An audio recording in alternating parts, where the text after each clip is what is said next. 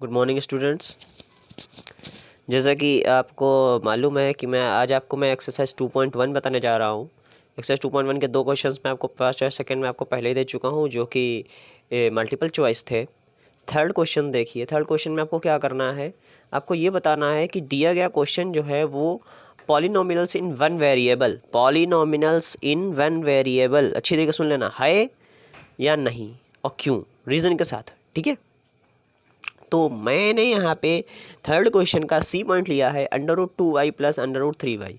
एक बात अच्छी तरीके से समझ लो, क्वेश्चन आपका कह रहा है पॉलिनोमिनल्स इन वन वेरिएबल। आपको ये बताना है कि ये वेरिएबल है, वेरिएबल्स बेस्ड क्वेश्चन है आपका। यहाँ पे कांस्टेंट बेस्ड नहीं है। कांस्टेंट क्या होता है? कांस्टेंट मैंने आपको पहले बता दिया है और व्हाट्सएप मैंने पिक्स में आपको बता दिया था कि कांस्टेंट वो टर्म होता है जो जिसकी वैल्यू फिक्स्ड होती है। जैसे यहाँ पे 2 है 3 है तो इनकी वैल्यू फिक्स्ड है, इनकी वैल्यू हमेशा 2 रहेगी। अगर ये ओपन हो गया, पावर लग गई तो भी 2 ही चलेगा। वाई की वैल्यू इस पर डिपेंड करती है। वाई की वैल्यू जो है वो टाइम लैप्स के साथ चेंज हुआ कर, वाई की वैल्यू चेंज हुआ करती है। तो आपको ये बताना है, हम लोग क्वेश्चन तो देखते हैं। क्वेश्चन में आपको ये बताना है कि क्या ये क्वेश्चन वेरिएबल है या नहीं है, वन वेरिएबल में पॉलिनोमिनल्स है या नहीं है। तो in this exponent of y in both terms is 1.2, मतलब यहाँ पे y की पावर 1.2 हो रही है। 3 अंडर रूट का मतलब होता है पावर 1/2 होना। ठीक है, अंडर रूट का मतलब होता है पावर 1/2 होना। यहाँ पे 2 की पावर तो 1/2 हो रही है, 3 की पावर भी 1/2 हो रही है। मतलब अगर हम ऐसे लिखें तो 2 की पावर 1/2, y की पावर 1/2, ठीक है, प्लस 3 की पावर 1/2 और y की पावर 1/2। तो हमें 2 से और 3 से मतलब नहीं है। हमें हमारा क्वेश्चन कह रहा है पॉलिनोमिनल इन वन वेरिएबल, हमारा वेरिएबल 1 होना चाहिए। यहाँ पे वेरिएबल 1 नहीं है और पावर 1/2 हो रही है, वेरिएबल 1 नहीं हो रहा है हमारा। सो हम इसमें लिखेंगे in this exponent of y in both terms is 1/2, power 1/2 हो रही है। अगर 1 हो जाती, 1 मतलब y पूरा पूरा y लिखा होता, तो terms is 1/2 which is not a whole number, जो होल नंबर नहीं है।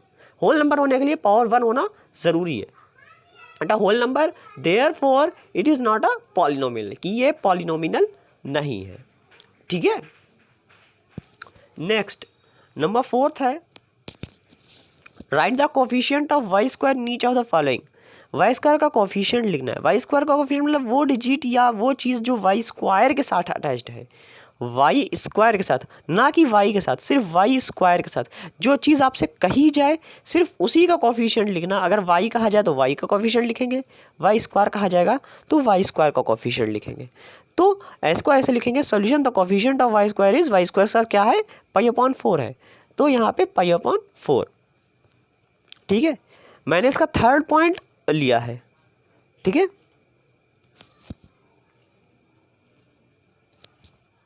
उसके बाद आते हैं क्वेश्चन नंबर 5 पे।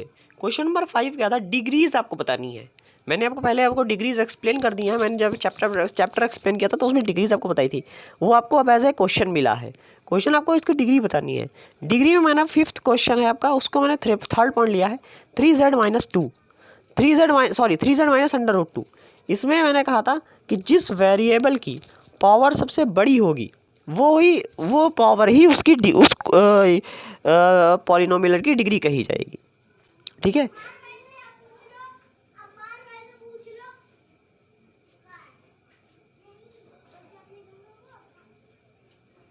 जिस वेरिएबल की पावर सबसे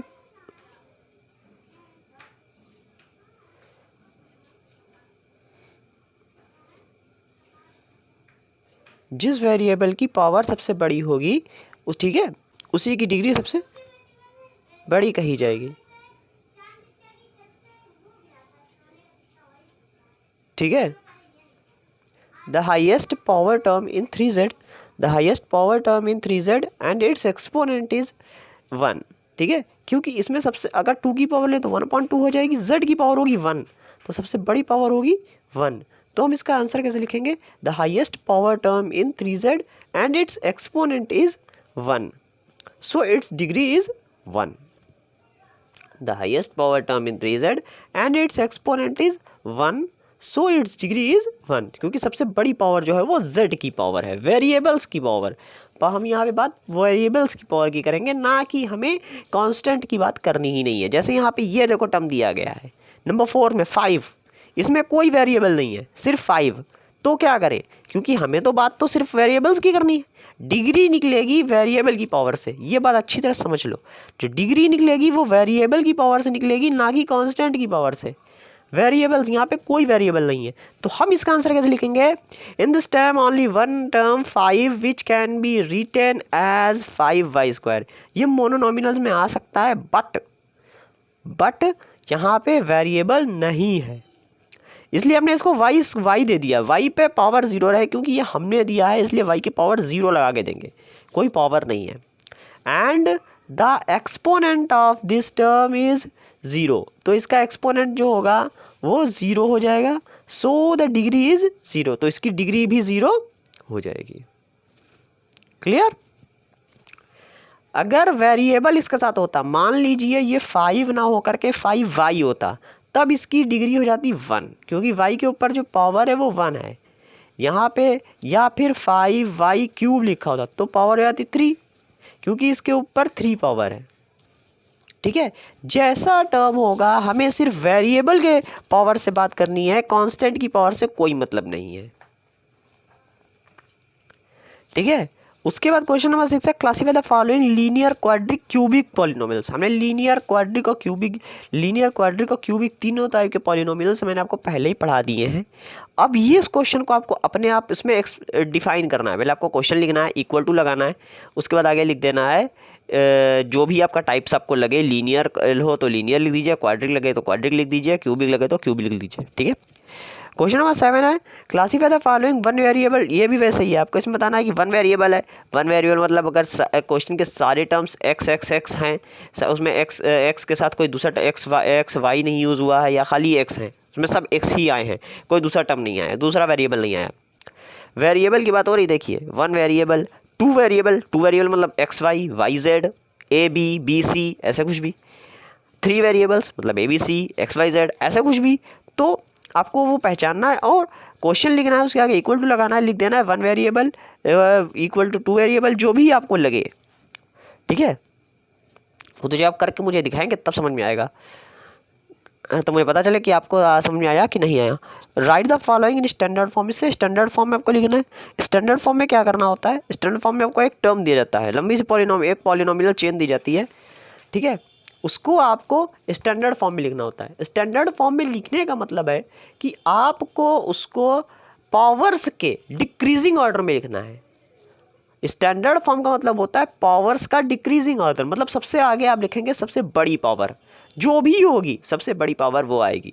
मतलब x की पावर 6 प्लस x की पावर 5 प्लस 4x की पावर 4 प्लस 3x की पावर 3 प्लस x की पावर 2 माइनस √2x। देखो 2 सिर्फ अंडर रूट में, x बाहर है, प्लस 1। ठीक है, यहाँ पे कोई फ़र्क नहीं पड़ता कि हमारे पास कांस्टेंट टर्म 4 है या 4 पहले आ गया 3, नो, इससे कोई फ़र्क नहीं पड़ता। फ़र्क पड़ता है हमारी पावर से, जैसी हमारी पावर होगी वो उस हिसाब से आएगी।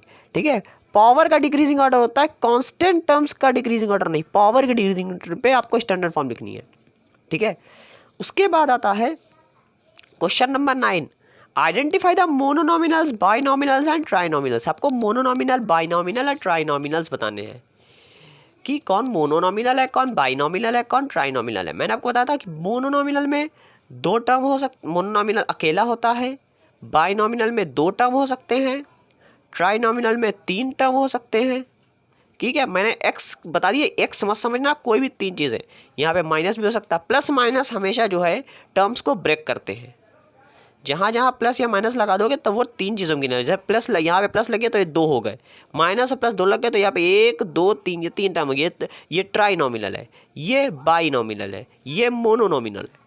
इस तरीके से आपको जो क्वेश्चन होंगे उनमें आपको ऐसे ही क्वेश्चन लिखना है, इक्वल टू लगाना है और आगे लिख देना है कि मोनोनॉमिनल है या बाइनॉमिनल है या ट्राइनॉमिनल है। ठीक है, जो भी होगा, आइडेंटिफाई द मोनोनॉमिनल, बाइनॉमिनल, ट्राइनॉमिनल ना फॉलोइंग एक्सप्रेशन। ठीक है, ये क्वेश्चन सारे आप करके मुझे पिक्स जो है, मुझे व्हाट्सएप पे अपने क्वेश्चन, अपने उसकी पिक्स सेंड करेंगे।